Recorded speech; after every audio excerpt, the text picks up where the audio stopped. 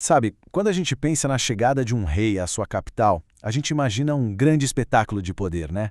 Mas a chegada de Jesus a Jerusalém foi exatamente o contrário. E é justamente nessa contradição que está a chave para a gente entender a verdade sobre o reino dele. Olha só essa comparação. De um lado, a gente tem o poder que todo mundo reconhece. Um general no seu cavalo de guerra, pronto para a batalha, um símbolo de conquista. Do outro lado está a imagem que desafiou todas as expectativas. E a nossa análise hoje é sobre por que essa segunda imagem, a do rei que eles de fato receberam, é infinitamente mais poderosa. Para a gente sacar o que está prestes a acontecer, a gente precisa se transportar para lá. Jerusalém, naquela época, não era uma cidade qualquer. Pensa num caldeirão borbulhando com fé, medo e uma esperança quase desesperada, prestes a explodir sob a ocupação romana. O clima era elétrico. A cidade estava transbordando de gente por causa da Páscoa e cada ruazinha, cada praça pulsava com peregrinos. E claro, soldados romanos patrulhavam por todo lado, aquela lembrança constante da opressão. A elite religiosa nervosa tentando manter as coisas sob controle. E no ar pairava uma pergunta: quando é que o nosso libertador vai chegar? É exatamente nesse palco que Jesus escolhe entrar.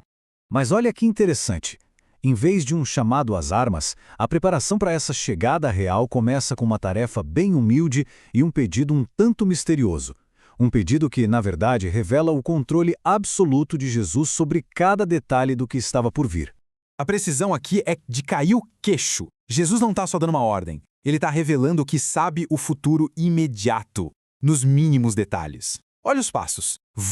Vocês vão encontrar. Se alguém perguntar, digam isso. Cada etapa foi planejada. Não tem espaço para coincidência. Isso é soberania em ação. Então, o ponto central é este: nada pega ele de surpresa. Pelo contrário, é ele quem conduz a história. E então, o momento acontece. Sem trombetas, sem bandeiras de guerra, nada disso. Apenas um homem e um animal de carga, um jumentinho. Mas acredite, essa imagem é uma declaração muito mais poderosa do que qualquer exército poderia fazer. É o retrato de um tipo diferente de rei, com um tipo diferente de poder. E essa escolha, o jumentinho, que poderia parecer só um detalhe sem importância, é na verdade a chave que abre o significado de tudo isso. Não foi um acaso, foi o cumprimento de uma promessa feita séculos antes, e é o ponto central da nossa análise. A pergunta que fica no ar sobre toda a cena é exatamente esta: por que um jumentinho? Por que não um cavalo imponente, aquele símbolo de poder e conquista que todo mundo ali esperava? A resposta para isso muda tudo. E a resposta não está no momento presente, mas séculos antes, nas palavras do profeta Zacarias. Ele previu este exato instante. A chegada do rei não seria com a arrogância do poder, mas com a marca da humildade. Cada passo de Jesus era uma declaração viva. Sou eu, aquele de quem as Escrituras sempre falaram. E isso nos ajuda a decifrar o código por trás da imagem. Para a gente, hoje, pode parecer estranho, mas para eles, a mensagem era cristalina. Um rei num cavalo de guerra vinha para a batalha. Um rei num jumento vinha em paz.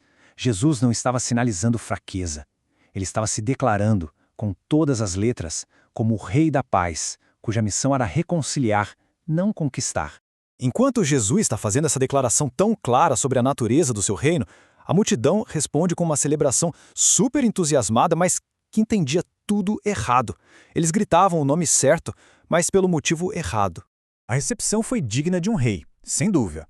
O povo jogando os próprios mantos no chão de terra como um tapete vermelho improvisado, um gesto reservado só para a realeza mesmo.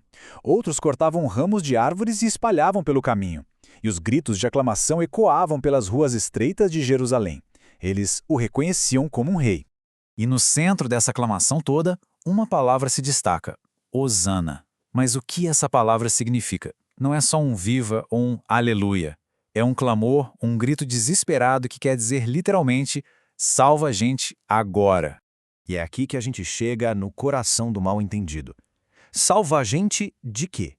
Na mente da multidão, a resposta era uma só: salvação do domínio de Roma, da opressão política. Só que o diagnóstico de Jesus para o problema da humanidade era infinitamente mais profundo. Em resumo, eles queriam a coroação, mas sem a cruz.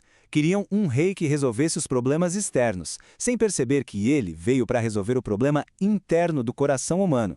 Queriam o trono, mas rejeitavam o caminho de sacrifício necessário para chegar até ele. E o que acontece depois de toda essa festa, de toda essa aclamação? O final do dia é talvez a parte mais surpreendente da história toda. A conclusão é chocantemente anticlimática e, justamente por isso, profundamente reveladora. Depois daquela energia toda, dos gritos e das expectativas, o que o novo rei faz? Ele não faz um discurso, não convoca seus generais. Ele entra no centro do poder religioso, o templo, olha tudo em volta e fica em silêncio. E então, simplesmente, vai embora passar a noite em Betânia. A ação mais poderosa do dia foi a sua aparente falta de ação. Esse silêncio é ensurdecedor. O rei não veio para tomar o poder à força. Ele veio para inspecionar, para avaliar a casa de seu pai.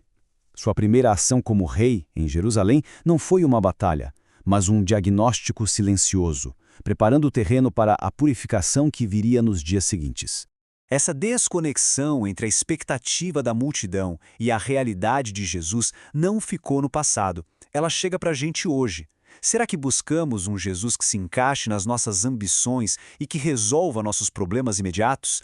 Ou estamos dispostos a receber o Rei como ele realmente é, humilde, soberano e com um caminho que, invariavelmente, passa pela cruz?